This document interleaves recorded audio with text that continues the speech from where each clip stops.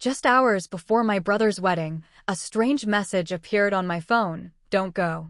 Check your husband's garage. I almost laughed, thinking someone was pulling a joke until I opened that garage door. Then I froze. Today was meant to be flawless. My brother, Daniel, was finally marrying Vanessa, his college sweetheart, and I'd spent months helping bring their dream day to life. I had paid part of the catering bill when their budget got tight, hand-addressed invitations until my fingers ached, and chosen a navy dress that would look perfect in photos without drawing attention from the bride. Yet there I was, standing motionless in my bathroom, staring at a message from an unknown number that made my stomach sink.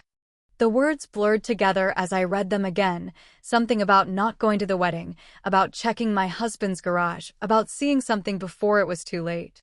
My mascara wand trembled between my fingers as I reread it once more. Don't go to the wedding. Check your husband's garage. You need to see this before it's too late. The woman in the mirror didn't look like the confident maid of honor I was supposed to be in just 3 hours. My face was pale, my expression uncertain.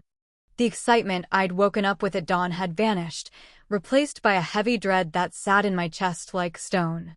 Before I go on, thank you for joining me in sharing stories that protect truth and family. If you believe in standing up for those you love, please consider subscribing. It's free and helps us reach more women who need to hear this. Now, let's continue. That morning had begun so differently. My alarm rang at 5:30, though I was already awake, too excited to sleep. Daniel, 2 years younger than me, had always felt like my responsibility, and seeing him truly happy with Vanessa filled me with a joy I hadn't felt in years. Theirs was a calm, steady love, college sweethearts who had weathered every challenge side by side, from job searches to late-night study sessions to the slow rhythm of adult life. Vanessa brought out the best in him. She pushed him to chase his dream of starting his own landscaping business, helped manage his finances, and more than anything, made him laugh again, the carefree laugh he used to have as a kid. When he proposed last Christmas, kneeling in our parents' living room while the entire family watched, Vanessa's tearful yes was the highlight of the year. Since then, wedding planning had practically become my second job. Vanessa's family lived across the country, and her mother's health kept her from traveling, so I eagerly stepped in. We'd spent countless Saturdays comparing venues, sampling cakes, and arguing playfully over flowers. When Daniel mentioned that unexpected car repairs had strained their budget, I quietly covered the cost of the upgraded catering package, making sure it didn't look like charity. Everything had been organized perfectly. The ceremony was set for noon at the historic church where our family had worshipped for decades.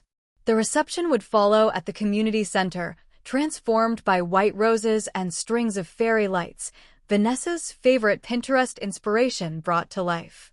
I'd helped her find her wedding dress at a sample sale and watched tears of joy fill her eyes when she saw herself in it. Daniel had rented a sharp black tuxedo that made him look older, steadier, and every bit the man she deserved. Now, with that message glowing on my phone, all those months of preparation suddenly felt fragile. My phone buzzed again, startling me so badly I nearly dropped it. This time, it was my mother, Elena. Don't forget to pick up the boutonnieres from the florist. Daniel's getting nervous. He keeps asking if everything's ready. The normal tone of her text felt absurd against the ominous warning I had just read. I tried to focus on my routine foundation, concealer, powder.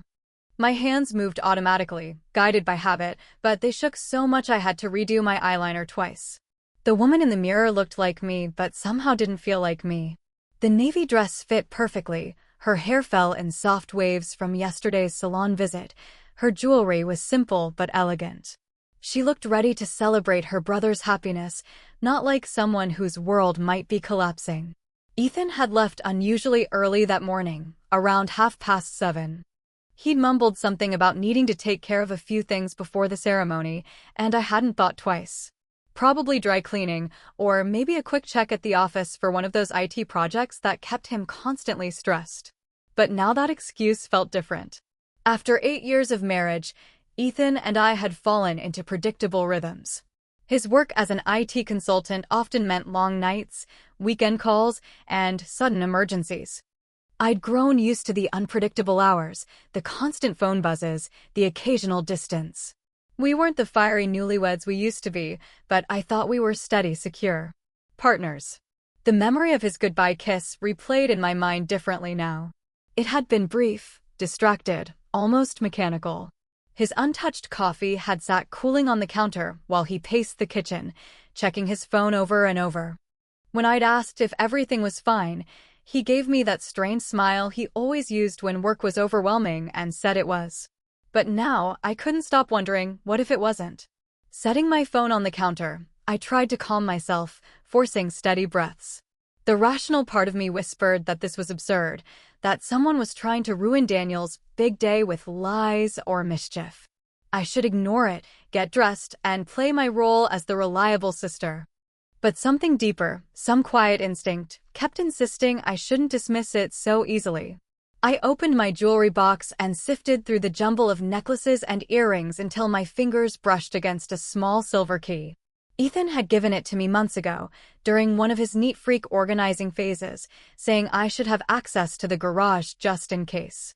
I had tossed it aside and never thought about it again. Now, that forgotten key suddenly felt heavy in my hand, almost deliberate, as if it had been waiting for this exact moment. Standing in my bedroom, already dressed for the wedding, I held the small silver key and felt the full weight of a decision pressing on me.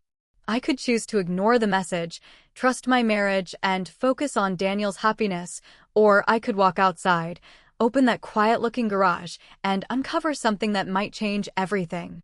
The clock on my nightstand read 9:15. The ceremony wouldn't begin until noon. There was still time to look and make it to the church, assuming I found nothing more disturbing than forgotten paint cans or dusty decorations. But as I walked toward the front door, the key slick in my trembling hand, I knew with absolute certainty that I was about to cross a line I could never come back from. The garage door groaned as I lifted it, that same old sound I'd heard countless times before. Morning light spilled through the doorway, catching the floating dust and casting long shadows over the concrete floor. My gaze drifted over the space, Ethan's old Honda draped beneath its blue tarp, metal shelves stacked neatly with storage bins, and the ordinary mess of a shared life. For a fleeting moment, relief swept through me. Everything appeared perfectly normal. Paint cans were piled in the corner. Our artificial Christmas tree leaned against the far wall. The camping gear we hadn't touched in 3 years sat gathering dust on the top shelf. The air smelled faintly of motor oil, cardboard, and that familiar mustiness of stored things. Completely ordinary. Completely harmless. I almost laughed at myself. There I was, dressed for my brother's wedding, standing in our garage because of a random text from an unknown number. The whole thing felt ridiculous now, almost embarrassing. I could already picture telling Ethan later, both of us shaking our heads at the cruel prank someone had chosen for such an important day. But just as I turned to leave, something small and out of place caught my attention. Hidden behind a stack of paint cans, half covered by an old striped beach towel, was a small wooden chest I didn't recognize. It wasn't particularly remarkable, roughly the size of a shoebox, made from dark wood with simple brass hinges, but its placement felt deliberate, tucked away as though someone had wanted to hide it quickly. My pulse began to race as I moved closer. The towel draped over it was faded blue and white, unfamiliar. With shaking fingers, I pulled it aside and stared down at the box. It looked foreign here, an intruder among familiar objects. The lid opened easily, and what I saw inside made my breath catch. Nestled within were women's items that clearly didn't belong to me. A silver bracelet with tiny charms, a heart, a star, and something that looked like an initial. I had seen it before somewhere, though I couldn't remember where. Matching earrings glittered faintly in the light. There was a small bottle of high-end perfume, one I recognized from store displays, but had always thought too expensive to buy. Beneath it lay a pastel silk scarf, still carrying the faint scent of that same perfume. Each piece felt like part of a puzzle, and I already knew what picture they were forming. My hands trembled as I searched deeper, half terrified and half compelled. Then I found the photographs. The first one made my blood run cold. Ethan's face smiled back at me, but he wasn't alone. His arms were wrapped around a woman with blonde hair and a glowing smile. Vanessa, my brother's fiancée.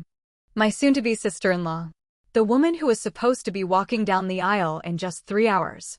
They weren't posing as friends. This was intimate, romantic. Ethan's hand rested possessively on her waist, her head tilted against his shoulder with easy familiarity. They looked happy. Devastatingly, sincerely happy. With growing dread, I flipped through more photos. Dozens of them spilled from the box like confessions. Vanessa laughing as Ethan spun her around on a beach I didn't recognize. The two of them sharing an ice cream cone, her smile teasing as she stole a bite. Ethan looking at her with pure, open adoration. The pictures spanned seasons, Vanessa in a sundress before mountain scenery, bundled in a sweater as autumn leaves swirled around them, wrapped in scarves and laughter in the winter cold. This wasn't a single mistake or drunken lapse in judgment. This was a relationship, ongoing, deliberate, and secret. A love story unfolding behind closed doors while both of them lived lies in plain sight. My vision blurred as the scale of betrayal hit me. How long had this been happening?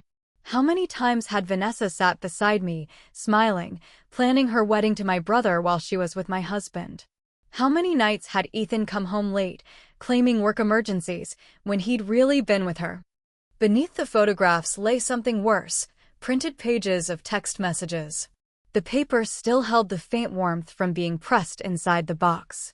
Ethan's number was unmistakable. The timestamps were recent, some from only the day before. Vanessa, I can't wait much longer. Ethan, pretending with Daniel is killing me. Ethan, after the wedding, we'll figure it out. Just a few more hours, babe. Vanessa, I love you. Not him. This marriage is just necessary right now. Ethan, once you're legally his wife, we can plan our real future together. The words blurred before my eyes as their meaning settled in with brutal clarity. Vanessa wasn't simply betraying Daniel. She was using him. The wedding wasn't a celebration of love. It was a calculated business arrangement, a marriage built for stability, for legal advantages, for whatever benefits Vanessa could gain while planning to continue her real relationship with Ethan immediately after. More messages revealed how far their scheme had gone. Ethan, the reception ends at 5. I can pick you up at 7 from your apartment. Vanessa, what about Elena? Won't she expect you home? Ethan, I'll tell her I'm helping clean up the venue. She trusts me completely. Vanessa, this is harder than I thought. Daniel keeps talking about our honeymoon. Ethan, 2 more days and we can stop pretending. You're stronger than you know. I sat back on my heels, the printed messages scattered around me like evidence from a crime scene. Because that's exactly what it was, a crime against Daniel, against me, against everything sacred about trust, love, and family. The garage suddenly felt suffocating. What had once been an ordinary storage space now felt like a vault of secrets, a hiding place for the evidence of the worst betrayal I could imagine. My husband and my brother's fiancée weren't just having an affair. They were plotting together, using Daniel for Vanessa's benefit while destroying him in the process. The clock on my phone read 9:45. In just 2 hours and 15 minutes, Daniel would be standing at the altar, believing he was about to marry the love of his life. Instead, he'd be stepping into a life built on lies, manipulation, and cold calculation. I gathered the photographs and messages carefully, my movements steady despite the chaos inside my head. Someone had sent that warning for a reason. Someone wanted me to discover this before it was too late. And now I had to decide what to do with what I'd found. My first instinct was to storm out of that garage, drive straight to the church, and pull Vanessa away from the altar in front of everyone. I wanted to shout, to expose her, to watch her perfect composure crumble before family, friends, and guests who believed they were witnessing a love story. The anger burning in my chest demanded swift action, instant justice for the cruelty she was about to unleash on Daniel. But as I knelt there amid the evidence of their betrayal, something shifted inside me. The white-hot fury began to cool, replaced by something quieter and sharper. A voice, maybe my mother's, maybe just my instinct, whispered that acting in rage would play directly into Ethan and Vanessa's hands. I could already hear how they'd twist it. Elena's always been jealous of us. She's unstable, trying to ruin the wedding out of spite. They'd say the photos were old, taken out of context. That I'd fabricated the messages because I couldn't stand seeing Daniel happy while my marriage was failing. They could turn the entire family against me, gaslighting Daniel into thinking I was the problem, the jealous sister who couldn't bear to let go. If I acted without thinking, I could become the villain in their story, while they posed as the innocent victims of my so-called breakdown. Daniel's future depended on how I handled this, and I refused to let my emotions destroy his chance to escape this trap. I needed to be smarter than my pain, more strategic than my fury. My hands no longer trembled. The realization steadied me. I took out my phone and began documenting everything, one picture at a time. Each photo felt like collecting ammunition for a war I hadn't asked for but now had no choice but to fight. The camera clicked softly as I captured every detail. Ethan spinning Vanessa on that unknown beach, their faces pressed together in a restaurant booth, Vanessa wearing the silver bracelet as Ethan's arm encircled her waist. Every image was another nail sealing their deceit. I photographed the printed text messages, ensuring both phone numbers and timestamps were visible. Ethan's contact information sat clearly at the top of each thread, undeniable proof. The dates confirmed these weren't distant mistakes. The messages were recent, some written only yesterday, others during the months of wedding planning. The personal items required careful attention. I arranged the bracelet, earrings, and perfume bottle for clear photographs, capturing close-ups that showed every distinct detail. The silk scarf still carried traces of Vanessa's perfume, and I made sure the designer label was visible, a brand anyone who knew her would recognize. Working with clinical precision dulled the storm inside me. The focus gave me distance. This wasn't only about my marriage anymore. It was about protecting Daniel from a woman who viewed him as nothing more than a stepping stone toward her future with my husband. When every piece of evidence had been documented, I turned to the difficult task of restoring everything exactly as I'd found it. The wooden chest had to sit at the same angle behind the paint cans. The faded beach towel needed to drape naturally, hiding it without appearing arranged. Each item went back into its place, the photos scattered loosely, some face down, some tucked beneath the jewelry. The printed messages were folded and returned beneath the pictures in the same order. Even the perfume bottle's tilt mattered, slightly to the left, just as before. This kind of deception felt completely foreign to me. I had been raised to believe in honesty, in direct confrontation, but right now the truth demanded patience. The stakes were far too high for moral purity. Strategy had to come first. If Ethan and Vanessa realized their secret had been uncovered before I could protect Daniel, they might act faster, rush into a courthouse ceremony, or vanish together and leave him wondering what went wrong. The only advantage Daniel had was the element of surprise. I pulled the garage door shut and locked it, moving carefully to erase any trace that I had been there. To Ethan, everything needed to appear normal, just another quiet morning leading up to the elaborate lie he and Vanessa had been crafting. Walking toward the house, I caught my reflection in the car's side mirror. Somehow, I looked exactly as I had an hour earlier. The same navy dress, the same styled hair, the same polished makeup. But behind my eyes lived knowledge that changed everything, proof that could either save Daniel or tear our family apart, depending on how wisely I handled the next few hours. The drive to my parents' house felt dreamlike. Every street, every familiar turn carried new weight.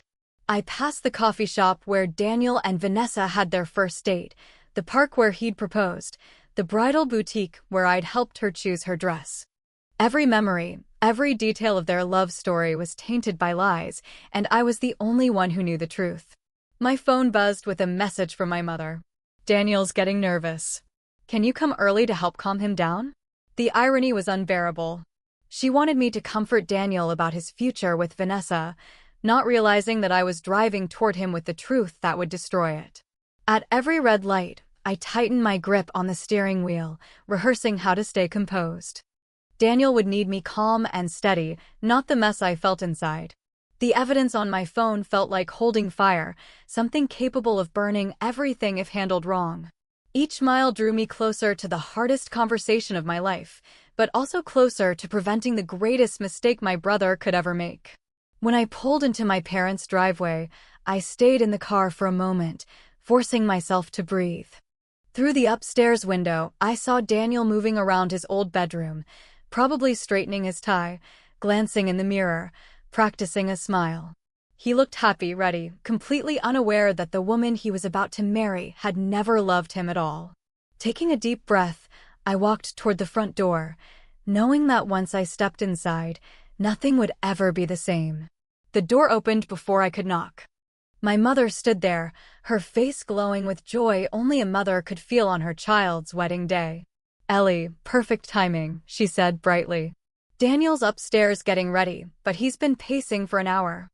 I think he needs his big sister to calm him down." If only she knew the kind of nerves I was about to give him. I climbed the familiar staircase, each step heavier than the last. The hallway walls were lined with photographs, our childhood smiles, school pictures, graduations, birthdays, moments from a simpler time that now felt impossibly far away.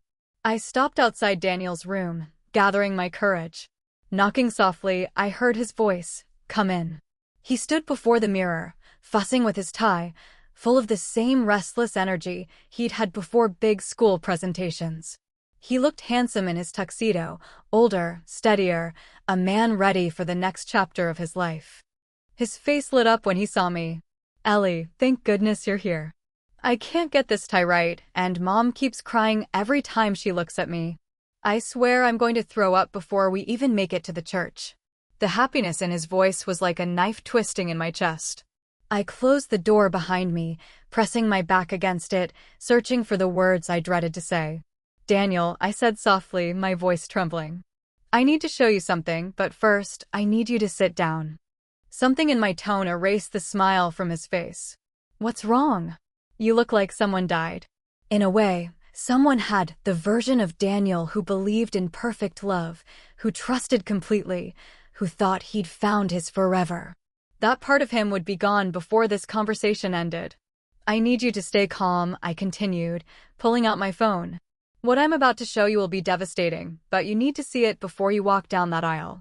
His face went pale. "Ellie, you're scaring me." I held out my phone, showing him the first photograph I'd taken in the garage. Ethan and Vanessa embracing on that unfamiliar beach, their faces glowing with happiness. Daniel stared at the screen in silence, his expression cycling through confusion, disbelief, and then the slow, terrible realization of what he was seeing. The color drained from his face. "What is this?" he whispered.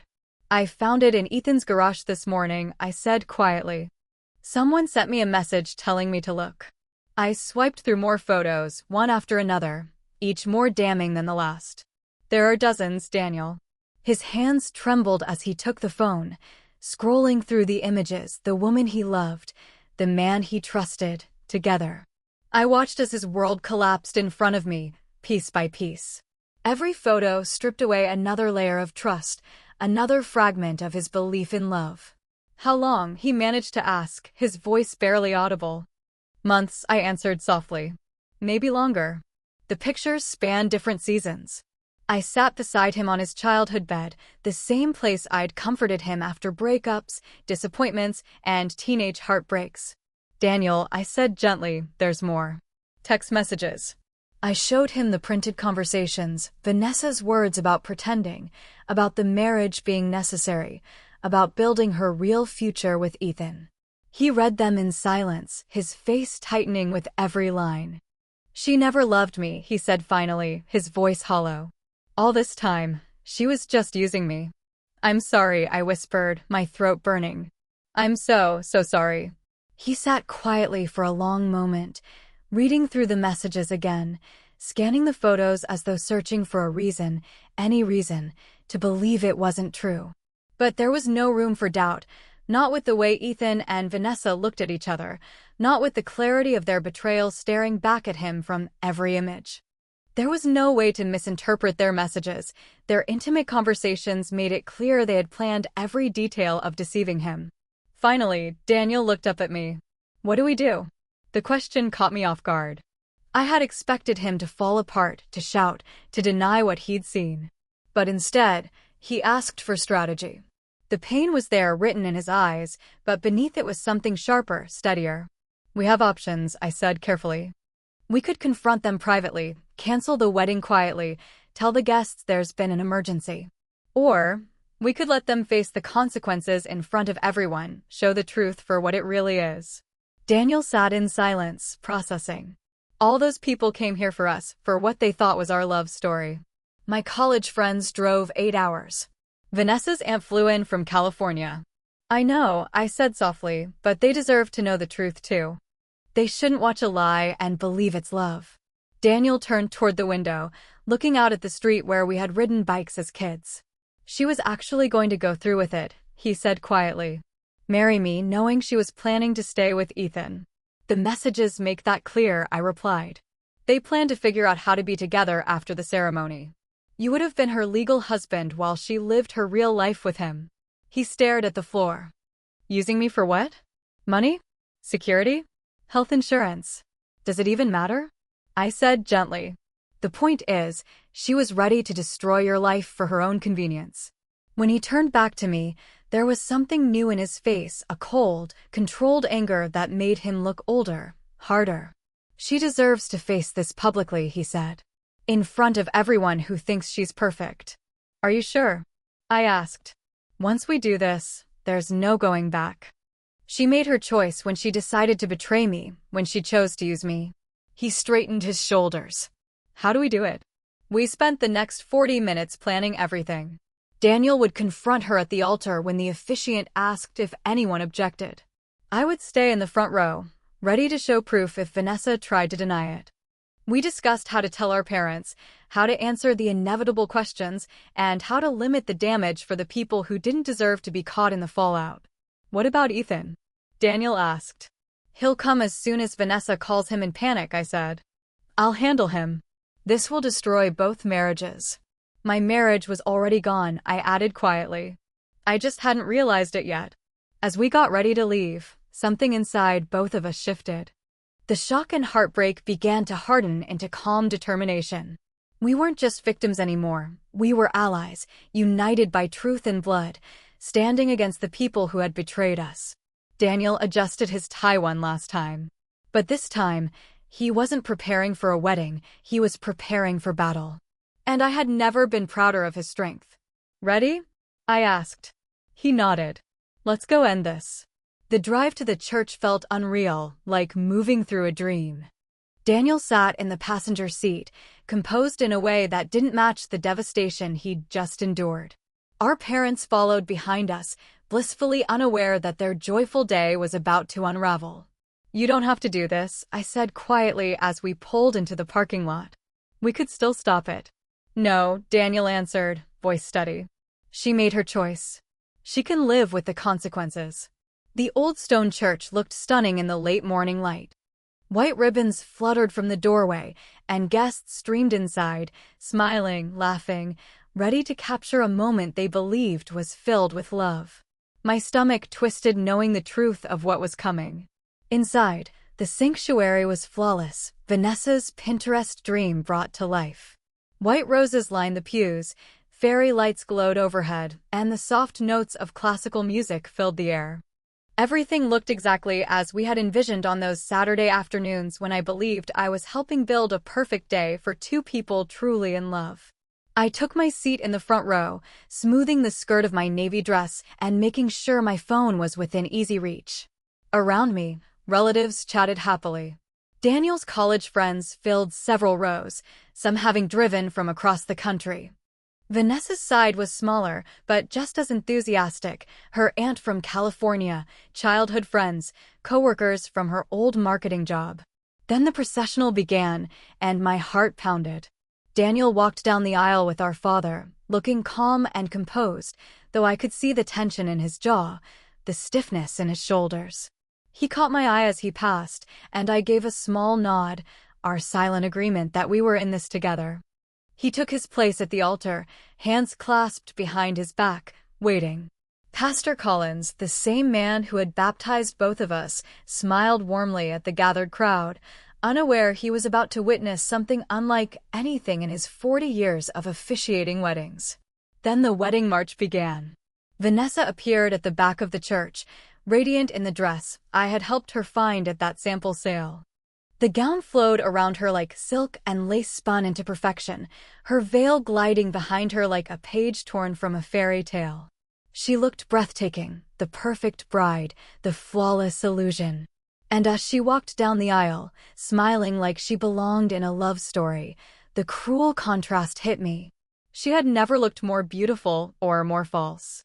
Here was a woman walking toward her victim with a smile, about to vow love and fidelity, all while planning to betray him within hours of saying I do. The sheer audacity of it took my breath away. Vanessa's gaze was locked on Daniel as she glided down the aisle, her expression radiant, her smile unwavering.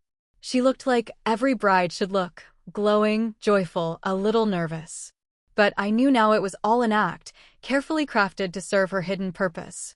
When she reached the altar, she took Daniel's hands, still smiling, as Pastor Collins began the ceremony with his usual warmth, words about love, trust, and the sacred nature of marriage. The irony was suffocating.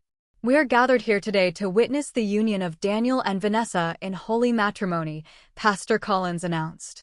Marriage is not to be entered into lightly, but with reverence, discretion, and in accordance with the purpose for which it was created. Vanessa gave Daniel's hands a reassuring squeeze, probably mistaking his calmness for nerves instead of the storm waiting beneath the surface. The ceremony continued smoothly for several minutes, readings from Corinthians, reflections on love and commitment, all of it feeling grotesquely hollow in light of what I knew. Then came the moment we'd been waiting for. If anyone present knows of any lawful reason why these two may not be joined together in holy matrimony, Pastor Collins said, let them speak now or forever hold their peace. The church fell into that familiar pause, the polite silence everyone expected before the ceremony moved on. Instead, Daniel's voice rang out, steady, clear, and unflinching. I do. A collective gasp rippled through the sanctuary. Heads turned, whispers filled the air, and the joyous atmosphere dissolved into stunned confusion. Vanessa froze, her face paling, then flushing scarlet as panic replaced her bridal glow.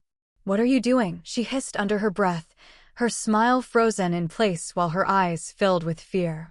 Daniel's voice carried through the vaulted ceiling. I'm objecting to marrying someone who's been having an affair with my sister's husband. The silence that followed was complete, 300 guests frozen in disbelief. Pastor Collins looked utterly lost, clearly unprepared for this kind of revelation in his 40 years of performing weddings. Vanessa's mask began to crumble. That's not true, Daniel, she stammered, her voice shaking. You don't understand. I understand perfectly, he replied, his tone calm but unyielding. I have photographs, Vanessa. Text messages. Everything. From my seat in the front row, I watched her break apart. Her desperate gaze searched the crowd until it landed on me full of venom. This is Elena's doing, she snapped, her voice rising. She's always been jealous that I was joining the family. She made this up. Daniel was ready. He pulled out his phone and held it up. Did Elena fabricate this photo of you kissing Ethan on a beach in Mexico? Did she fake these messages about your real future together? Vanessa's defenses faltered. Fine, she shouted. Yes, we had feelings for each other, but I chose you. I'm here, aren't I? I was going to be faithful. Daniel's voice was quiet, but carried easily across the stunned congregation. The messages are from yesterday, Vanessa. You were planning to keep this going after today. That was when her composure shattered completely.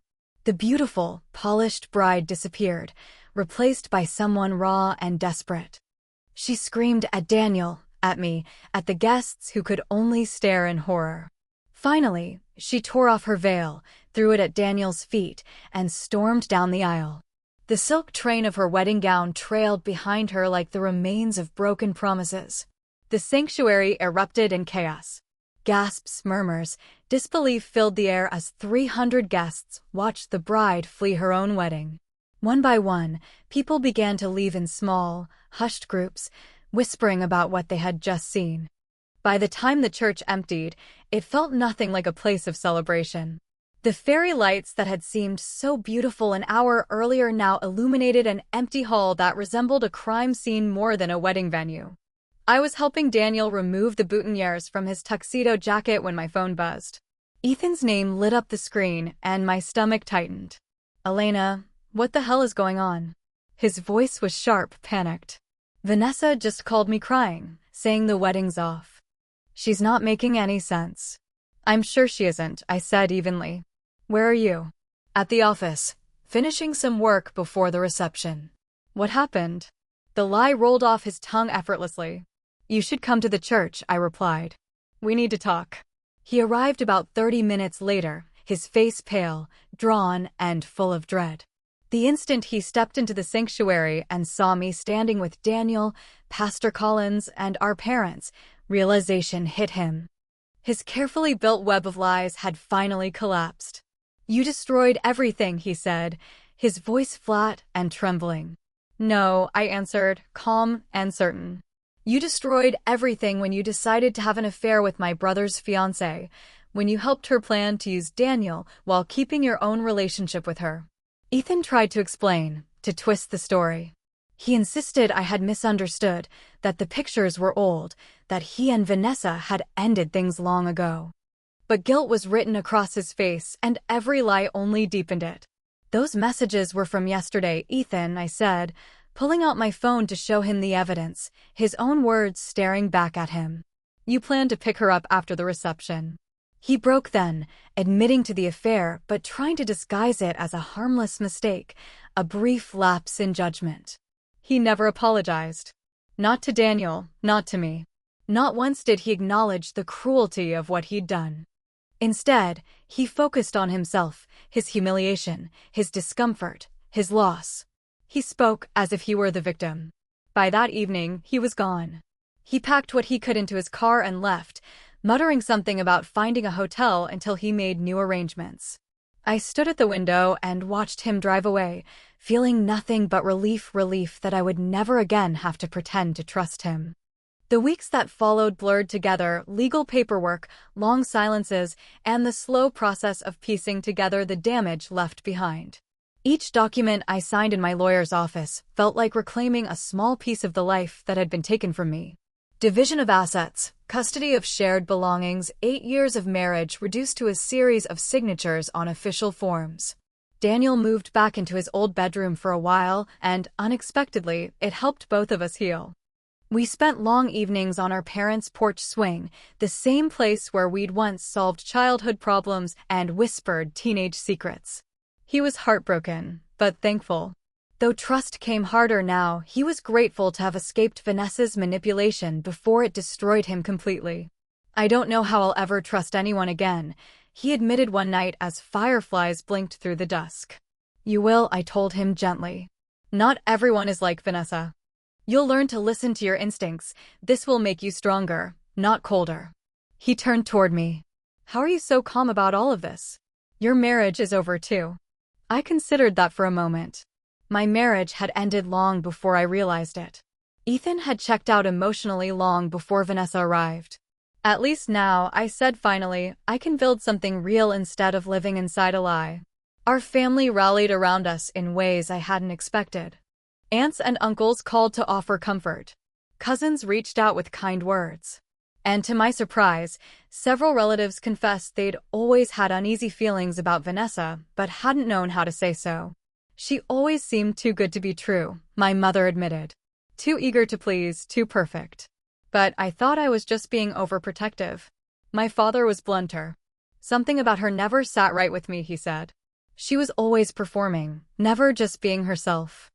The empty corners of my house where Ethan's things had been didn't feel lonely. They felt open, full of possibility.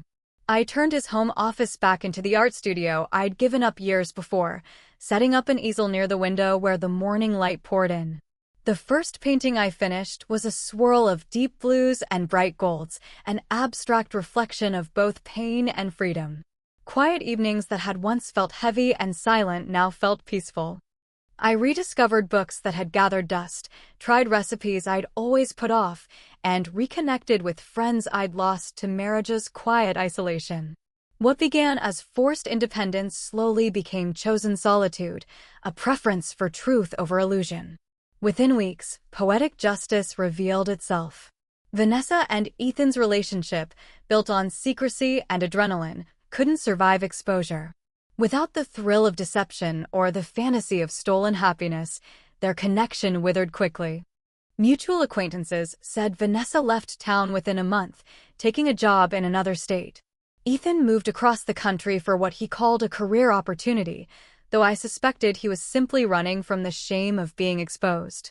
They vanished from our lives, leaving behind only the lesson of what happens when people choose manipulation over honesty, deceit over integrity. My revenge hadn't been grand or dramatic. It didn't rely on elaborate plans or public spectacle beyond the truth they brought upon themselves. It was something quieter and far more powerful. Truth revealed at exactly the right time to protect the person I loved most. The greatest victory wasn't in their downfall, but in what was saved, Daniel's future and my own freedom. Sometimes justice doesn't come from punishment, but from release, the chance to rebuild your life on honesty instead of illusion. Sitting in my reclaimed art studio, brush in hand, sunlight spilling across the canvas, I realized I had never been more grateful for that cryptic text message, the one that arrived just in time to change everything. If this story of family protection and truth kept you on the edge of your seat, make sure to hit the like button. My favorite part was when Daniel stood at the altar and exposed Vanessa's lies for everyone to see. What was yours? Tell me in the comments below, and don't miss the next story of Betrayal and Justice Revealed.